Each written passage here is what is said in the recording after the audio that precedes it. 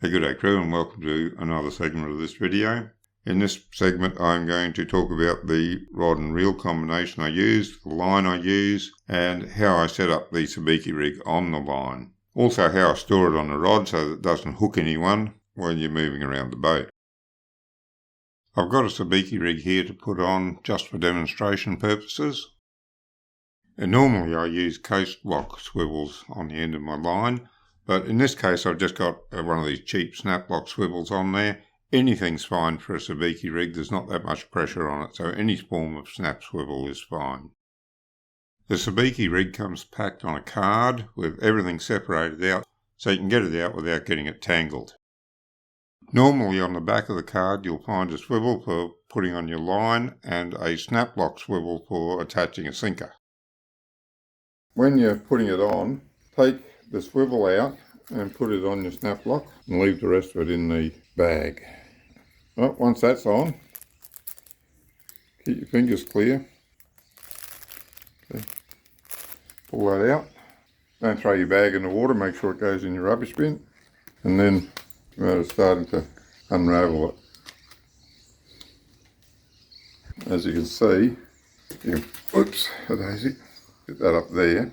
Watch those hooks, because they're dead sharp. You get them up against you, they'll go straight in, and they are hard to get out because there's a barb on them.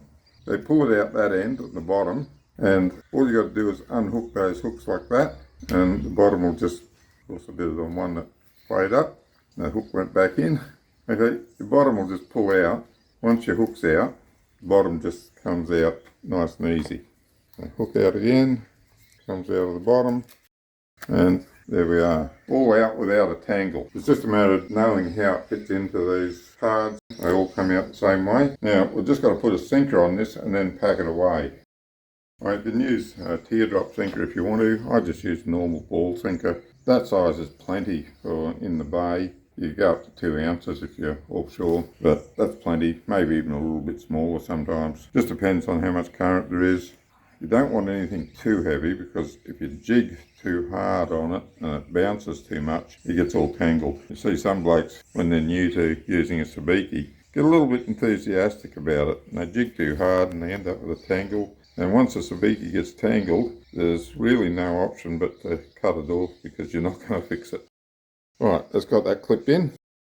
Now, what I do to pack it away, I let out enough line so that I can hook that loop over the handle like that. And then we'll let out enough line that your rods are not under strain and bent. And once you've done that, just to prevent these hooks from going and flying around, getting in someone's eye or hooking them up anywhere else, come in and just hook each pair together, which means you always want an even number of hooks. I always look for a Sabiki with 6 hooks on it. So I've got 3 pairs that I can hook together. Okay, once you've got that done, they can still walk past it and catch it. So take it and wrap it around your rod and bring it back and loop it around one of your loops like that. And that'll hold it all in tight against your rod, so less chance of anyone getting hooked up on it. You can even lay it down on your carpet and there's a fair chance you're not going to get the hook in the carpet. Yeah, one other thing, always make sure that your Sabiki fits your rod. You want your rod just a bit longer than your Sabiki rig, otherwise you can't do this, you can't pack it away properly. I'll put a link in the video description to where you can get some that I use if you're interested in trying to get some live bait and some decent fish. This is the Sabiki rod that I use. It's a Penn Battle 2. They've got the Penn Battle 3 out now. It's a graphite rod. I picked this one up fairly cheaply because I'd already bought the Penn Battle 3 up, but I like the tip action on it. Really nice and light, and I can hook up a lot better on this than I can on the previous Sabiki rod that I was using. I'll show you that in a minute. I just put a fairly large ball sinker on a piece of mono line. I just tied a double surgeon's knot on the top of it, so it's just hanging on a loop. I use that loop to put around the handle just to store it. That clips onto the clip that comes with the Sabiki, and I'll show you how I wrap these to store them, but it keeps the hooks nicely out of the way so that they don't hook anything you don't want them hooking, and it's quick and easy to deploy when you need it.